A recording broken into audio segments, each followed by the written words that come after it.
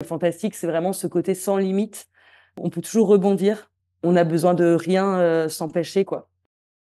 Mais pour le coup, les personnages, c'est vraiment ce que je définis le moins avant de commencer l'écriture d'un roman, parce que je me rends compte que souvent, ils prennent un peu la direction qu'ils veulent et en fait, c'est beaucoup plus facile pour moi de les exploiter directement durant l'écriture que d'essayer de les définir, de les figer, on va dire, sur une fiche, personnage.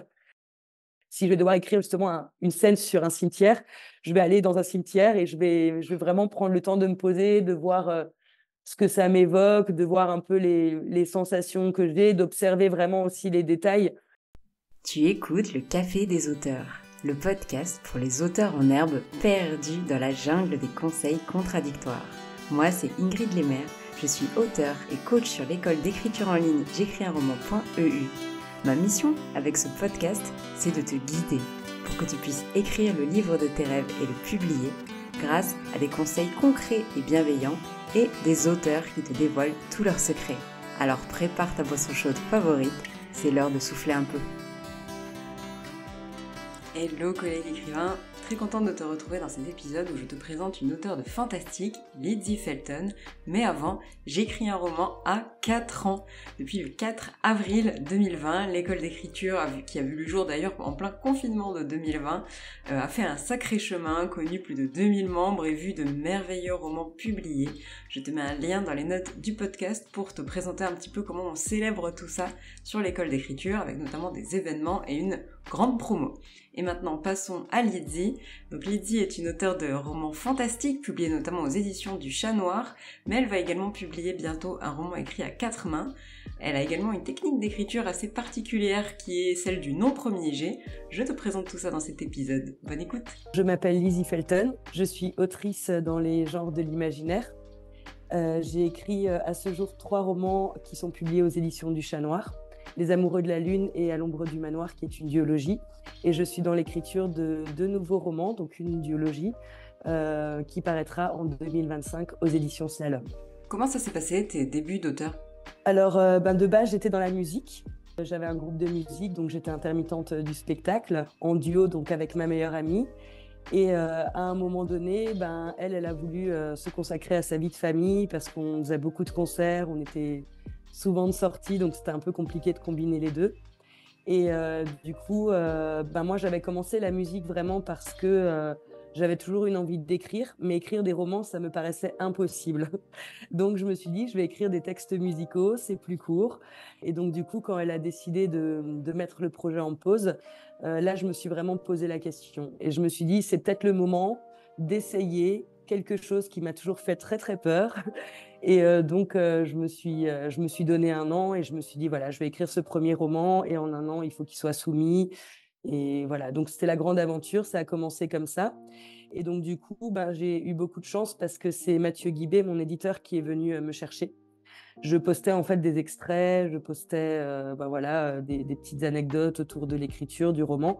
Et il m'a dit qu'il aimait beaucoup le titre et qu'il était curieux de lire les 3 premiers chapitres. Et en fait, Les Amoureux de la Lune, c'est un roman qui a un peu, pardonne-moi l'expression, mais le cul entre 2 chaises. Et comme je savais que le Chat Noir, c'était vraiment spécialisé dans le fantastique, alors que là, il y a une dimension contemporaine qui est quand même très forte, je me suis dit, ça passera jamais. Et je lui ai dit, mais écoutez, je veux bien vous l'envoyer, mais ça n'ira pas parce que c'est pas que du fantastique. Et il a dit, envoie-le quand même. Et au final, les 3 premiers chapitres lui ont plu et il m'a demandé la suite. Et donc, ça s'est fait comme ça. Via les réseaux sociaux du coup ? C'est ça, pour le coup, c'était via Facebook. Et donc tu as tout de suite écrit un roman fantastique avec une grande part de contemporain. À l'ombre du manoir est un peu plus axé fantastique. Est-ce que tu as des influences particulières dans ces genres-là ? Des influences, j'en ai un peu partout, mais vraiment ce qui m'a sensibilisée, je pense, aux univers de l'imaginaire, c'est Tim Burton. Depuis mes 11 ans, ma plus grande sœur m'avait acheté le DVD d'Édouard aux Mains d'Argent et je l'ai usé jusqu'à ce qu'il ne passe plus du tout dans le lecteur DVD. Et vraiment, ce film, de toute façon, si je veux simuler genre une grosse crise de larmes, je mets les 2 minutes de la fin et je pleure tellement que l'émotion, elle est incontrôlable quand je regarde ce film, quoi. Je pense que ça m'a beaucoup influencé, l'univers de Burton. Après, plus récemment, il y a Mike Flanagan, dont j'aime vraiment beaucoup les séries. Mais après, les influences viennent un peu de partout, hein. Ça peut être une musique, ça peut être un souvenir, ça peut être une rencontre, ça peut être beaucoup, beaucoup de choses. C'est une question qui est toujours un peu difficile pour moi parce que j'ai pas la sensation d'avoir vraiment des influences très posées. Et souvent, c'est quand j'arrive à la fin d'un roman que je vois en fait ce qui m'a influencé. J'en ai pas forcément conscience au moment où je l'écris, mais une fois qu'il est terminé, bien terminé, voire déjà sorti, quoi. On reste très orienté fantastique, qui est vraiment ton genre de prédilection. Qu'est-ce qui te fait vibrer dedans? C'est vraiment depuis toute petite, quoi. C'est vrai que les univers fantastiques, les contes, ça m'a toujours énormément intriguée. Je trouve il y a un mystère qu'on retrouve pas forcément, même dans un thriller. Le fantastique, en fait, tout est possible dedans. Et c'est ça que j'aime. En fait, il n'y a pas de limite. Et ça ne nous empêche pas de traiter aussi de sujets très contemporains, vraiment propres à l'humain, comme le deuil, l'amour, plein de, voilà, de sujets qui nous touchent, nous, en tant qu'êtres humains. Donc, ça me permet vraiment d'exploiter, en fait, tout ce qui va me plaire. Donc, c'est vrai qu'actuellement, j'ai écrit uniquement dans le genre du fantastique. Mais après, je sais que la fantaisie m'attire énormément aussi. Le prochain roman que j'écrirai, ce sera sûrement de la fantaisie. Là, je suis en prise de notes en parallèle de mes autres projets d'écriture. Mais c'est vrai que c'est franchement de si loin que je m'en souvienne, pardon, j'ai toujours eu une attirance pour ces univers-là, pour les fantômes, pour les vieux manoirs, les endroits qui débordent de lierre, même les cimetières. Moi, j'adore les cimetières.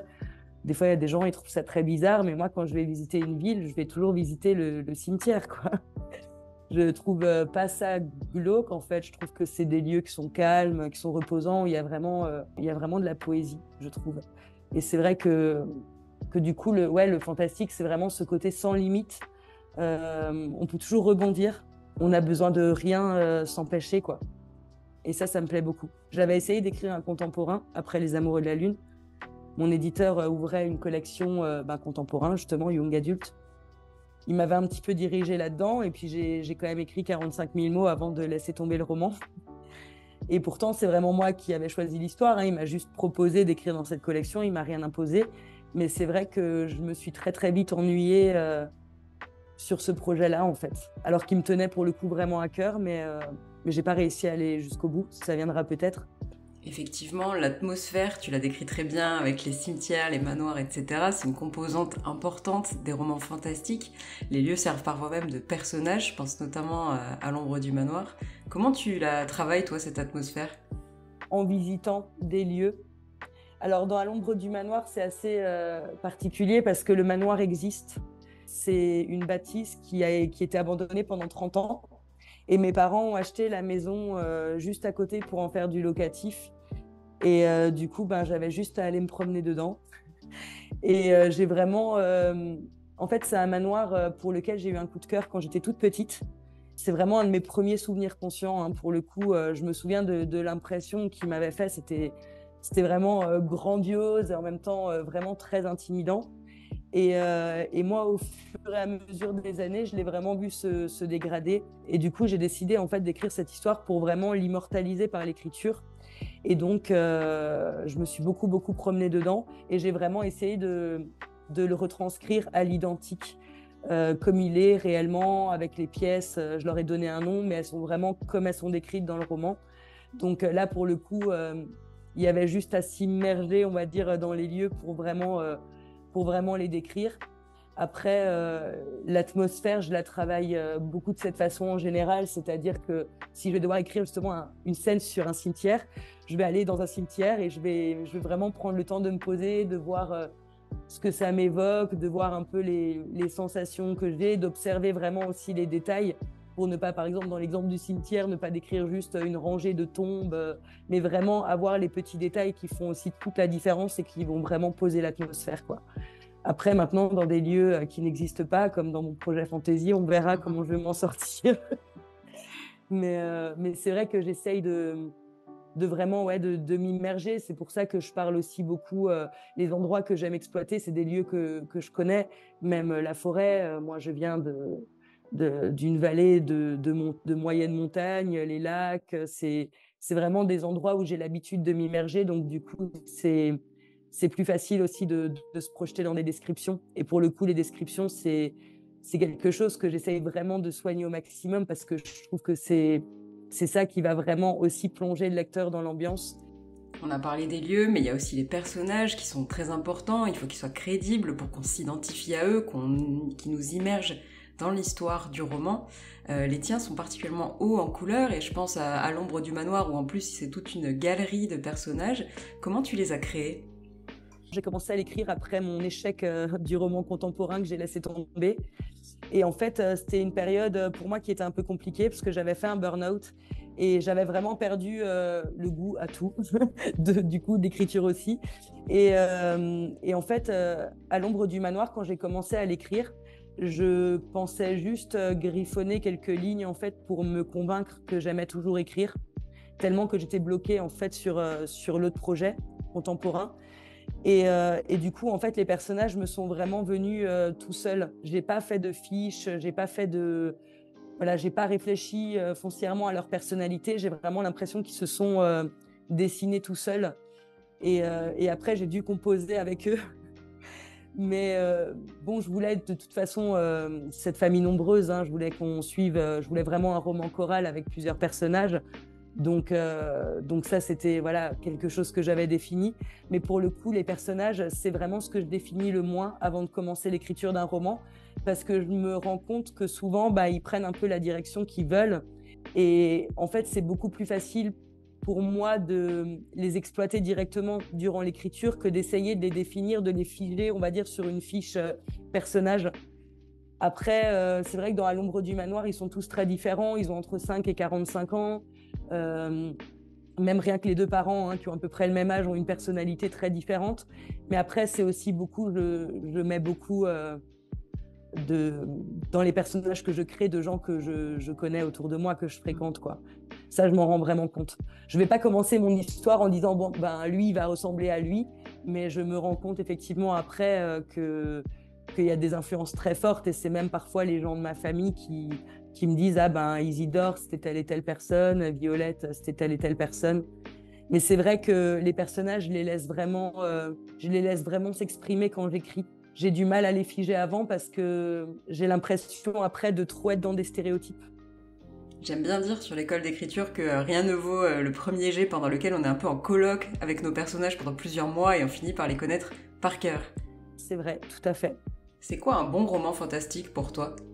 Alors un bon roman fantastique, c'est un roman où il y a une ambiance très forte, très immersive, où il y a une intrigue haletante, où il y a un retournement de situation inattendu et surtout on ne devine pas la fin. C'est vrai que j'aime bien les romans qui vont un peu nous emmener dans une direction pour finalement on se rend compte qu'on a marché pendant 1, 2, 3 tomes sur un chemin qui n'était pas du tout le bon.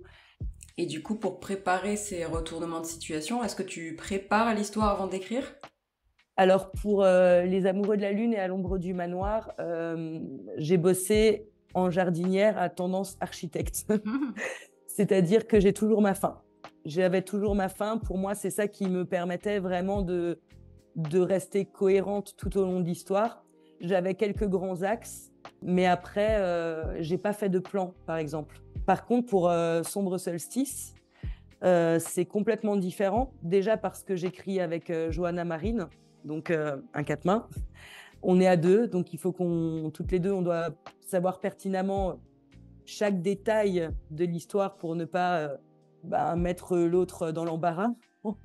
Parce que si on change complètement la direction, même d'un seul chapitre, ça peut avoir une répercussion sur tout le roman. Donc, on a d'abord fait un synopsis très détaillé de notre histoire.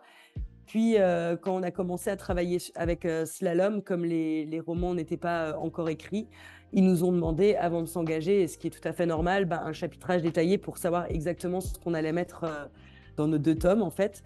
Et donc, du coup, on a vraiment découpé notre histoire chapitre par chapitre, de sorte à savoir tout ce qui allait se passer, de connaître vraiment tout le déroulé dans les moindres détails. Donc là, par contre, on écrit d'une façon complètement différente. et d'une façon surtout où j'aurais jamais pensé écrire comme ça en fait. Pour moi, les architectes m'impressionnaient. Je me disais mais je n'en serais jamais capable et même j'avais l'impression que ça allait me faire perdre un peu le plaisir d'écrire. Je me disais mais je vais plus être surprise, je vais plus avoir de surprise, je vais juste être là pour exécuter en fait un plan. Et en fait, non, je m'éclate et je sors de mes séances d'écriture beaucoup moins éreintée parce que il n'y a pas de syndrome de la page blanche. En fait, je sais ce que je dois écrire. J'ai pas de moment où je me dis, ben ça y est, maintenant je suis bloquée, je ne sais plus comment avancer. Tout est là, tout est défini. On a déjà les grandes lignes de l'histoire, donc on n'a pas à se demander qu'est-ce qu'il doit y avoir dans ce chapitre. On a juste, entre guillemets, à l'écrire.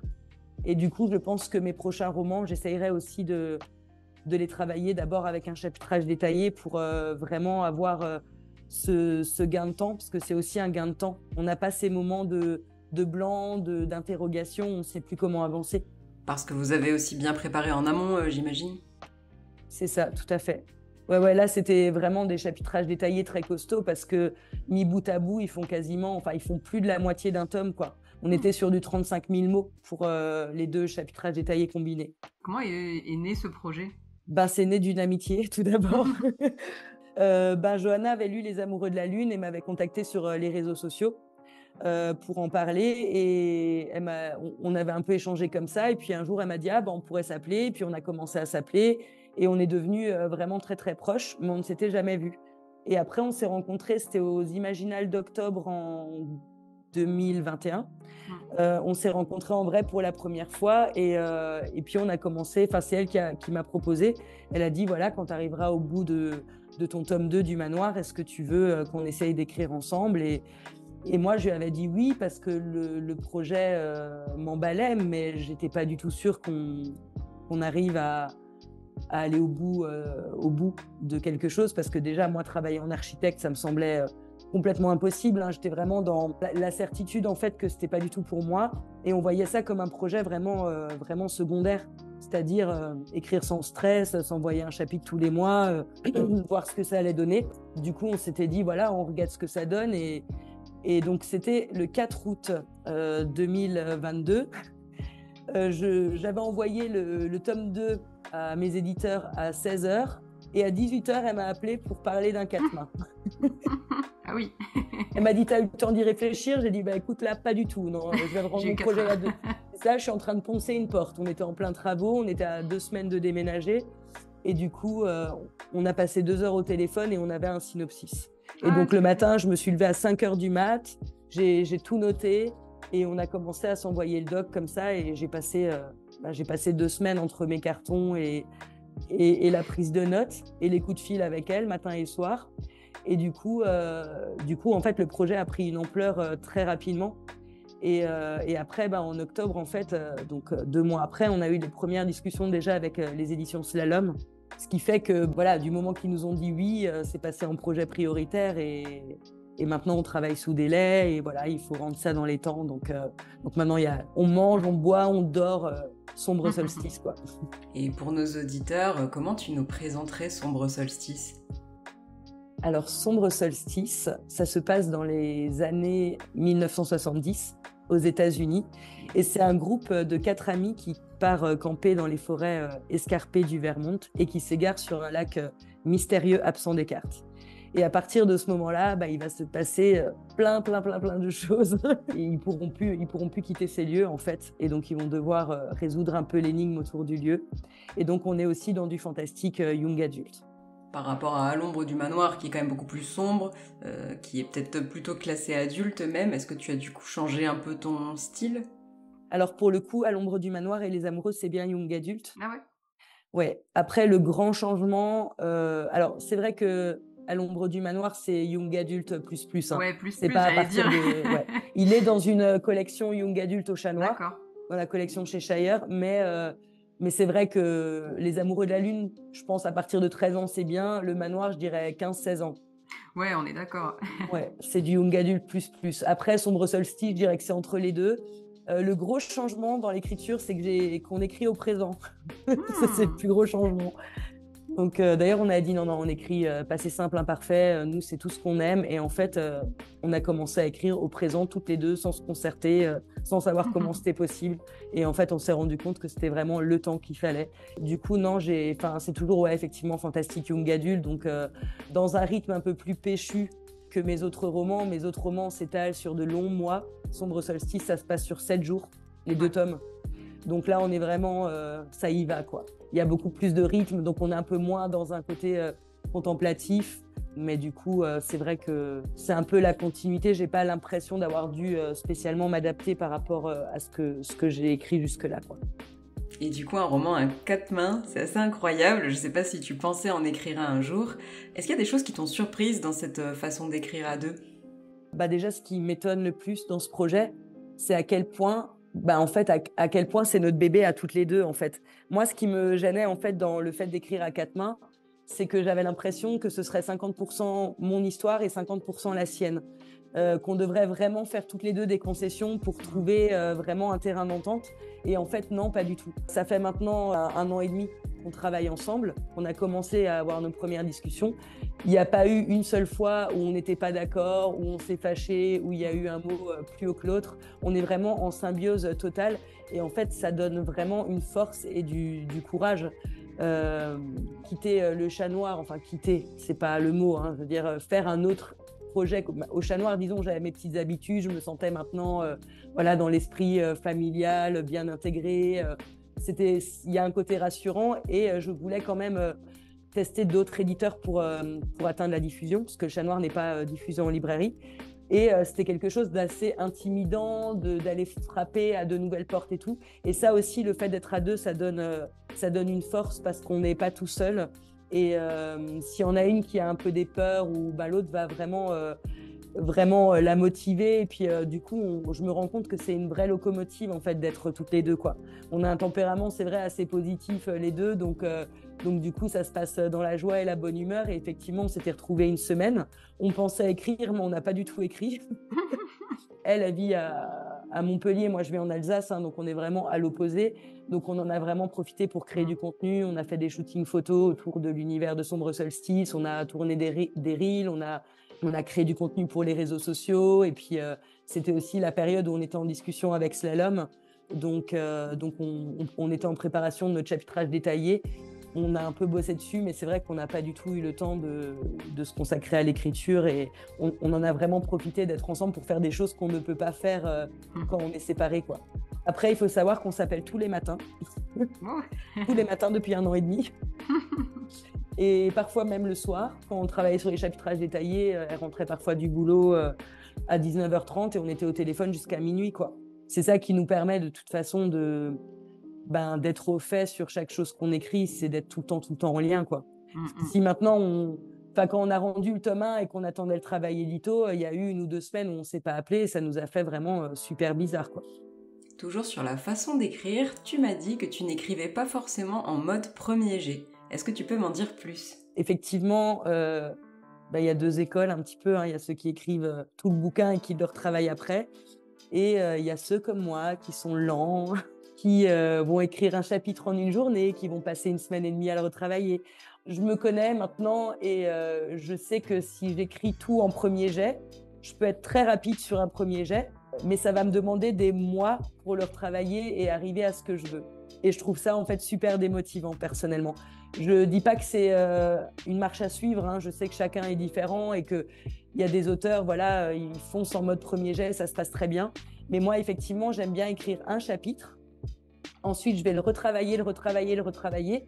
Ça va me permettre de m'immerger pleinement dedans et de penser à plein de petits détails qui viennent vraiment sur la fin du retravail auxquels j'aurais pas pensé tout de suite parce que d'abord, je suis vraiment sur le squelette de mon chapitre, quoi.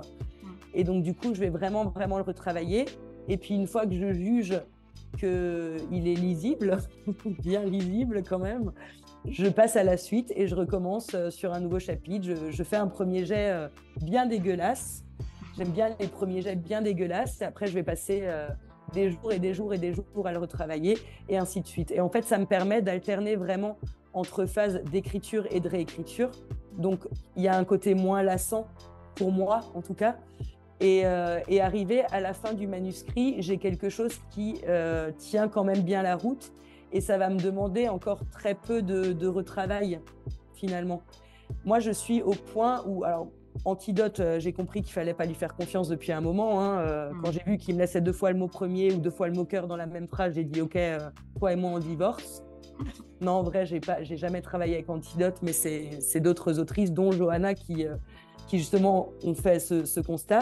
Moi, en fait, quand mon chapitre est fini, je vais taper dans la barre de recherche Word chaque mot de mon chapitre pour trouver toutes les répétitions qui restent.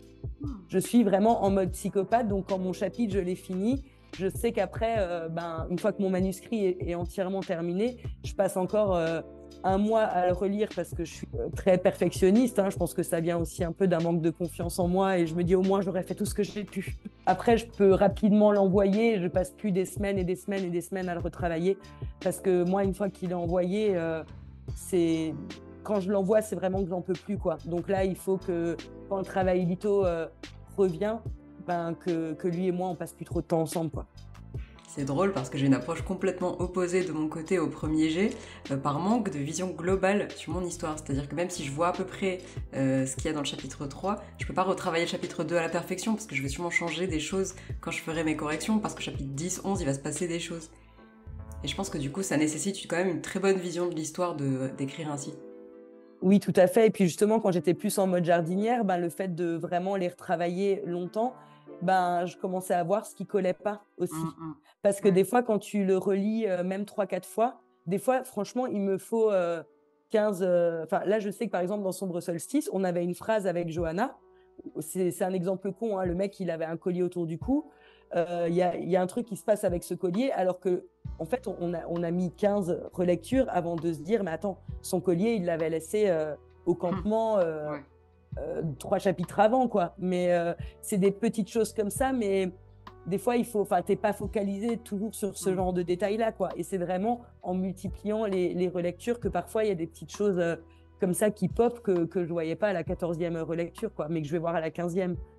En fait, j'ai l'impression que dans cette approche, au travers du chapitre, tu écris un peu l'histoire globale en dézoomant petit à petit, alors que l'approche opposée, c'est la réécriture globale, et puis on vient zoomer dans les chapitres, et puis on vient zoomer sur les détails encore plus petits pour construire l'histoire petit à petit au travers de la réécriture.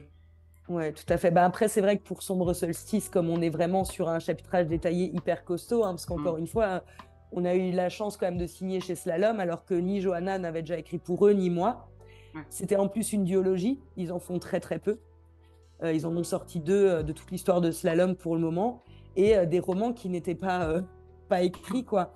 Donc forcément, la garantie pour eux de savoir ce qu'ils allaient signer, c'était d'avoir quand même même pas un synopsis détaillé, mais vraiment un chapitrage détaillé. Et on a pu aussi ajuster des choses directement avec les éditrices. Et ça, c'était hyper cool parce qu'on s'est vraiment senti soutenu et accompagné dans le travail. Et il y a vraiment eu des discussions tout de suite autour de ce chapitrage détaillé-là. Et une fois que c'était le feu vert pour se mettre à l'écriture, effectivement, on sait exactement ce qui se passe maintenant dans chaque chapitre. On a toujours des petits ajouts. Hein. Bien sûr, rédiger un chapitrage détaillé, ça ne va pas être la même manière que de rédiger un roman. Mais on a quand même... c'est ça qui nous permet aussi... Alors, à l'ombre du manoir, je faisais le même principe, hein, et puis les amoureux de la lune aussi, mais c'était quand même beaucoup plus en pataugeant, quoi. Et j'ai quand même eu beaucoup d'allers-retours dans le roman, parce que d'un coup, quand j'avais une autre idée, ou en fait cette révélation, faut la déplacer là, j'ai eu énormément de va-et-vient.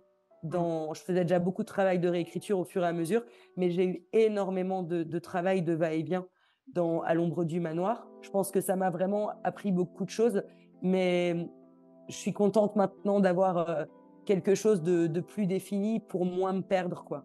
Parce que autant le manoir est labyrinthique, autant mon manuscrit l'a été aussi à un moment. Je me suis perdue dans ces dédales de nombreuses fois et ouais, effectivement, ça a nécessité beaucoup de va-et-vient, beaucoup de retravail et c'est parfois démotivant au bout d'un moment. Enfin, on a beau aimer son histoire, on n'en peut plus, quoi.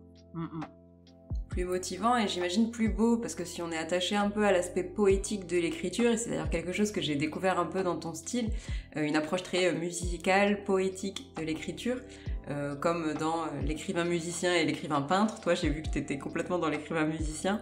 Et du coup, effectivement, écrire un premier jet, entre guillemets, tout moche, ça doit être plus difficile dans ce cas-là si on est attaché un peu au style. Tout à fait. Est-ce que, du coup, c'est important pour toi que le style soit beau, un peu comme en musique, même dès le premier jet ? J'ai été très sensibilisée aussi à la poésie. Et c'est vrai que pour moi, c'est vraiment...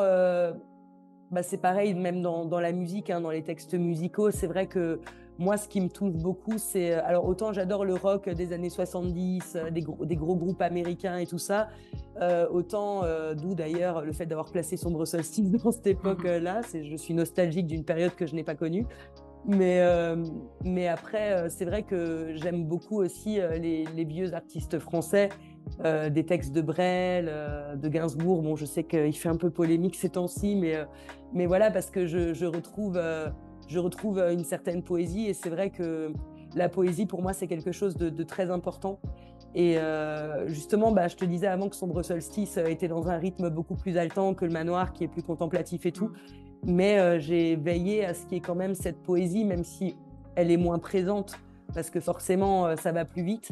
Mais moi, c'est vraiment... ça ne veut pas dire que j'aime que lire ça, mais moi, quand j'écris, c'est quelque chose qui est vraiment important pour moi, quoi. Après, je pense que le fait d'avoir longtemps écrit aussi des textes musicaux, ça m'a aussi forcément sensibilisée à ça. C'est d'ailleurs une réflexion que Mathieu Guibé, mon éditeur des éditions du Chat Noir, m'avait dit quand il avait lu les premiers chapitres des Amoureux. Il a dit j'ai vu que tu étais musicienne et je retrouve cette musicalité dont moi je n'ai pas du tout conscience pour le coup. Mais je pense qu'à ce moment-là, j'avais même jamais entendu ce terme-là d'écriture musicale. Mais c'est vrai que moi, quand j'ai commencé à écrire, je connaissais pas Bookstagram. J'avais jamais mis les pieds dans un salon. Enfin, c'était un univers qui m'était complètement inconnu, quoi. Mais je pense que de toute façon, oui, c'est sûr que les années que j'ai passées dans la musique ont forcément influencé mon écriture. Et je me rends compte que, en fait, dans toutes mes histoires, dans Les Amoureux de la Lune, Ulysse est pianiste. Dans À l'ombre du manoir, Violette, elle est pianiste aussi. Il faudrait que je varie un peu. Je vais faire un flûtiste pour le prochain. Et dans Sombre Solstice, on a une importance... la musique est aussi très, très importante. En même temps, on est avec un groupe d'amis aux États-Unis dans les années 70, en pleine période de Woodstock et des gros festivals de rock. Donc, il y a aussi cette référence un peu pop culture au groupe de cette période-là et tout, quoi. Mais c'est vrai que la musique, ouais, c'est ma deuxième passion après la littérature. Et forcément, je mêle un peu les deux, quoi. Et maintenant que la musicienne est devenue aussi auteure, est-ce que tu as l'impression d'avoir évolué en termes d'écriture, mais aussi peut-être en termes de confiance en toi ? Je manque de confiance, hein, sincèrement, c'est le cas. Mais ça m'a jamais empêché d'aller toquer aux portes. Alors pour le coup, Slalom, j'aurais pas toqué à la porte d'un éditeur sans avoir écrit l'histoire, un perso. Moi, ça me paraissait... je sais qu'il y a des auteurs qui signent sur Synopsis, mais c'est des auteurs qui ont déjà écrit 15 ou 20 bouquins, quoi. Donc pour la plupart, en tout cas. Mais c'est comme la scène, hein. Je veux dire, les gens me disent oui, tu dis que tu manques de confiance, t'as fait de la scène. Oui, mais moi, avant de monter sur scène, j'avais envie de vomir à chaque fois. Je veux dire, c'est juste qu'à un moment donné, c'est le désir de faire les choses, d'accomplir les choses, de réaliser mes rêves, elle est plus forte, en fait, que mon manque de confiance. Et puis, quand j'ai commencé à soumettre Les Amoureux de la Lune, parce que j'avais commencé à le soumettre quand même, hein, avant que Mathieu vienne le chercher, en fait, je me suis dit, si je me prends plein de monde en pleine face, qui le saura, à part moi. Et puis pour moi, j'ai pas de souci avec le fait de faire des erreurs ou de prendre des portes. Je trouve ça normal, en fait. J'ai justement, hein, pendant l'écriture des Amoureux de la Lune, comme je connaissais rien du tout à ce milieu, je me suis un peu renseignée en lisant des articles de différents journaux un peu sur le milieu de l'édition. Et j'ai aussi lu beaucoup de parcours d'auteurs qui avaient vraiment galéré, d'auteurs célèbres hein, maintenant, qui avaient vraiment galéré à se faire publier. Et je les lisais pas comme... Quand je disais ça genre à mes sœurs, elles me disaient « mais lis pas ça et tout, ça va te démotiver ». Et je dis « mais non, au contraire, ça me montre que si je prends 50 portes, avant d'en ouvrir une, il y en a d'autres qui en ont pris tout autant et qu'il faut pas que je m'arrête à la première porte que je vais me prendre, quoi ». Merci de nous dire tout ça. D'ailleurs, dans le podcast, on a un épisode qui s'appelle « Publier une trilogie fantasy après 53 refus ». Je mettrai le lien dans les notes. Et pour finir, est-ce que tu aurais un conseil pour la jeune Lydie qui découvrait tout juste le monde de l'écriture ? Ne fais jamais ça, non, je surtout fuis pas en courant. Non, je plaisante. Un conseil un peu basique, mais lire beaucoup. Déjà lire beaucoup. Ne pas avoir peur d'aller vers les autres, poser des questions. Il y a plein de gens ouverts et qui sont prêts à aider aussi. Et ça, par contre, c'est quelque chose que j'ai pas osé faire moi, par exemple. Et alors j'ai de la chance d'être tombée au Chat Noir, mais où ils sont très très bienveillants et très justes. Mais pour avoir parlé avec beaucoup d'autres auteurs qui ont vécu un peu des débuts chaotiques chez des éditeurs et tout, je pense qu'il faut essayer vraiment de se renseigner, de pas signer n'importe quoi aussi, parce que je veux dire, publier c'est bien, être édité c'est bien, mais pas à n'importe quel prix en fait. Et vraiment essayer de s'entourer pour ne pas se sentir seul, parce que l'écriture c'est quelque chose de très solitaire. Et bien évidemment, un conseil basique aussi, mais c'est tellement la base de tout, c'est persévérer. C'est persévérer parce que l'écriture c'est un marathon et il faut pas lâcher. Et pour avoir lu beaucoup de parcours d'auteurs qui ont galéré, et ben heureusement que ces auteurs-là n'ont pas lâché, quoi, parce qu'on serait privé d'énormément de grandes œuvres aujourd'hui. Et même quand on sait que Proust c'est un des premiers auteurs à s'être auto-édité, je comprends pas encore pourquoi à ce jour l'auto-édition par exemple est mal perçue. Il vaut mieux auto-éditer ses œuvres que de signer n'importe quoi. Il faut pas avoir peur de se prendre des refus. À un moment donné, il faut sortir les romans du tiroir, il faut aller toquer à des portes. Le refus fait partie du processus de publication en fait. C'est tout à fait normal, et ne vraiment pas se décourager. Et retravailler aussi et rester humble dans le sens où il faut écouter les conseils aussi et prendre avec humilité en fait les critiques pour s'améliorer toujours et encore, parce qu'on peut pas écrire tout de suite un premier roman parfait, et que c'est tout à fait normal en fait. Merci beaucoup Lydie. Comme promis, tu trouveras dans le podcast les liens pour retrouver Lydie et ses publications, et également les liens relatifs à la célébration des 4 ans de J'écris un roman. À la semaine prochaine au Café des auteurs.